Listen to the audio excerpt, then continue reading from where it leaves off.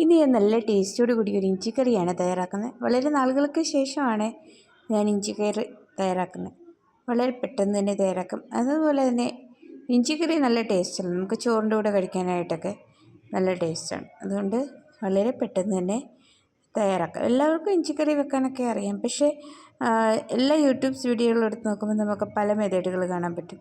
അന്നേരം ആകെ കൺഫ്യൂസാകും എങ്ങനെയാണ് ഇത് കറി വെക്കുന്നത്. പിന്നെ നമുക്ക് നമ്മുടേതായിട്ടുള്ള ഒരു രീതി ഉണ്ടല്ലോ, ആ രീതിയിൽ കറി വെക്കാം. ഇന്ന് ഞാൻ ഇത് ഇഞ്ചിയുടെ തൊലിയൊക്കെ ഒന്ന് കളഞ്ഞതിന് ശേഷം ഇതുപോലെ ചെറുതായിട്ടൊന്ന് വട്ടത്തിൽ അരിഞ്ഞെടുക്കണം. എല്ലാം ഒരു ഷേപ്പിൽ അല്ലെങ്കിൽ ഒരേ കനത്തിൽ അങ്ങനെ കിട്ടണമെന്നൊക്കെയാണ് പറയുന്നത്. പക്ഷേ അങ്ങനെയൊന്നും കിട്ടത്തില്ല. ചെറിയതും വലുതും ഒക്കെ ഉണ്ടല്ലോ. അതുകൊണ്ട് നമുക്ക് അരിഞ്ഞെടുക്കുമ്പോഴും അങ്ങനെയൊക്കെ തന്നെ കിട്ടത്തുള്ളൂ, ചെറുതായിട്ടും വലുതായിട്ടും ഒക്കെ.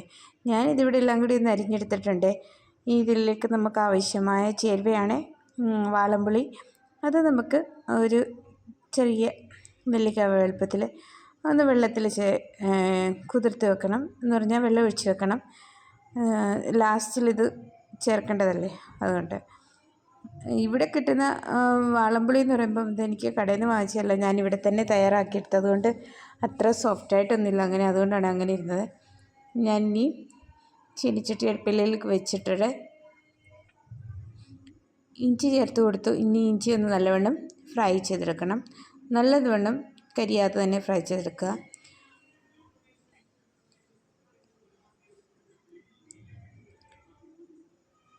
ചെറിയതൊക്കെ എനിക്ക് തോന്നുന്നു കരിഞ്ഞു പോകുമെന്ന് തോന്നുന്നു, ചെറിയ കഷ്ണമായിട്ട് വീണത്.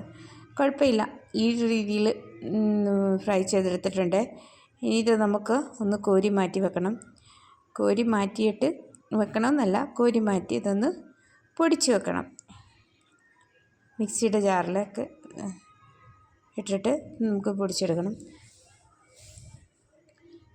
പല മെത്തേഡ് ഇഞ്ചി കറി വെക്കുന്നത് ഞങ്ങൾ യൂട്യൂബിൽ കണ്ടിട്ടുണ്ട്.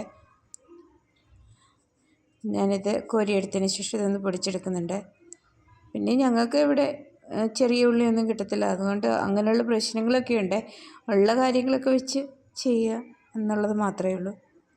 അതുപോലെ ഒന്ന് പൊടിച്ചെടുത്തു. അതിന് ശേഷം ആ എണ്ണയിലേക്ക് തന്നെ കടുകിട്ട് കൊടുത്തു. കടുക് പൊട്ടി കഴിയുമ്പം ഉള്ളി ചേർക്കുമെന്ന് എനിക്കറിയത്തില്ല. ഞാനിവിടെ ഉള്ളി ചെറുതായി അരിഞ്ഞ് ചേർത്തിട്ടുണ്ട്, സവാള ഉള്ളി. ഇതൊന്ന് നല്ലവണ്ണം മൂത്ത് കഴിയുമ്പോൾ വേണം ബാക്കി ചേരുവകൾ ചേർക്കാനായിട്ട്. ഇത് എൻ്റെ മെത്തേഡാണ്. ഞാൻ പല വീഡിയോകളും കണ്ടിട്ട് എനിക്ക് ആകെ കൺഫ്യൂസായി. ഞാൻ എൻ്റെ രീതിയിൽ അങ്ങ് വെക്കുകയാണ്. ഈ ഉള്ളി ചേർക്കുമെന്ന് എനിക്കറിയില്ല, ഞാൻ ചേർത്ത് കൊടുത്തു. പിന്നെ നിങ്ങൾ ആദ്യമായിട്ടാണ് എൻ്റെ ചാനൽ കാണുന്നതെങ്കിൽ സപ്പോർട്ട് ചെയ്യുക, സബ്സ്ക്രൈബ് ചെയ്യുക. അതോടൊപ്പം നിങ്ങളുടെ അഭിപ്രായം കൂടി അറിയിക്കുക. ഇനി ഇതിലേക്ക് ഞാൻ പച്ചമുളക് ചേർത്ത് കൊടുത്തു. ആവശ്യത്തിന് എരിവിനനുസരിച്ച് ചേർത്ത് കൊടുക്കുക. അതുകൂടി ഒന്ന് മൂത്ത് കഴിഞ്ഞ് കഴിയുമ്പം നമുക്ക് കറിവേപ്പില കൂടി ചേർത്ത് കൊടുക്കണം. ആവശ്യത്തിന് എത്ര കറിവേപ്പില ചേർക്കുന്നു അത്രയും നല്ലതാണ്. അതുകൊണ്ട് കറിവേപ്പില ചേർത്ത് കൊടുക്കുക.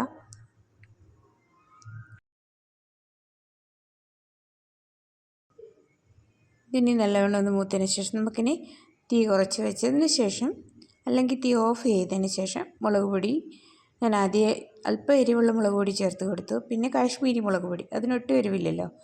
അതിനുശേഷം മഞ്ഞൾപ്പൊടി ചേർത്ത് കൊടുത്തു. ഇനി ഇത് നല്ലവണ്ണം ഒന്ന് പൊടികളുടെ പച്ചമണമൊക്കെ ഒന്ന് മാറുന്ന വരെ ഇതൊന്ന് മൂപ്പിച്ചെടുക്കണം. അപ്പോഴത്തേക്ക് നമുക്ക് പുളി പിഴിഞ്ഞ് വെക്കണം. അത് വെള്ളത്തിൽ ഇതുപോലെ തന്നെ പുളിയൊന്ന് ഞാൻ നല്ലവണ്ണം ഒന്ന് പിഴിഞ്ഞെടുത്തിട്ടുണ്ട്. അതുകൂടി ചേർത്ത് കൊടുത്തു. ഇതുവരെ ഞാൻ ഉപ്പ് ചേർത്തിട്ടില്ല, ഉപ്പിനെ ചേർത്ത് കൊടുക്കണം. ഇതൊന്ന് തിളച്ച് കഴിയുമ്പോൾ നമുക്ക് ഉപ്പ് ചേർക്കാം.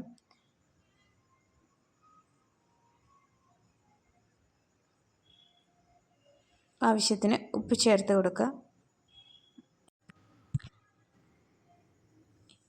ഇനി നമുക്ക് ഇതിലേക്ക് നമ്മൾ നേരത്തെ തയ്യാറാക്കി വെച്ച ഇഞ്ചി, വറുത്ത് പൊടിച്ച് വെച്ച് ഇഞ്ചി ചേർത്ത് കൊടുക്കാം. ഇത് ഇനി നല്ലവണ്ണം ഇളക്കി കൊടുക്കുക.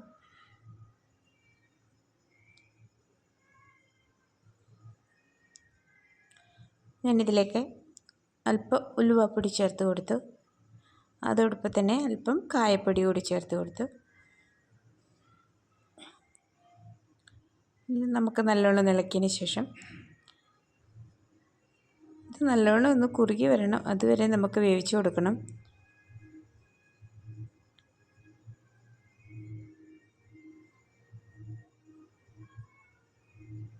നിങ്ങൾ ഇതുപോലെയൊക്കെ അല്ലേ തയ്യാറാക്കുന്നത്? നിങ്ങളുടെ അഭിപ്രായം കൂടി അറിയിക്കുക. പിന്നെ പെട്ടെന്ന് പറയാനുള്ള ഒരിത് എനിക്കില്ല, അതുകൊണ്ടാണ് ഞാൻ ഇടയ്ക്ക് നിന്ന് പോകുന്നത്. ഇനി ഇതിലേക്ക് ശർക്കര ചേർത്ത് കൊടുക്കാം.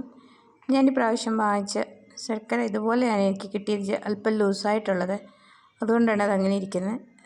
ഞങ്ങൾക്കിവിടെ നല്ല ഉണ്ട ശർക്കരയൊന്നും കിട്ടത്തില്ല.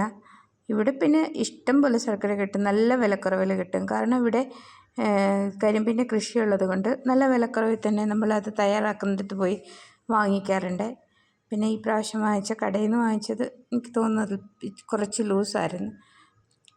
എന്നാലും നല്ല ടേസ്റ്റാണ്, നമുക്ക് ഫ്രഷായിട്ട് ഇന്ന് തന്നെ കിട്ടും. നമ്മളത് അവർ തയ്യാറാക്കുന്നിടത്ത് പോയി വാങ്ങിക്കാറുണ്ട്.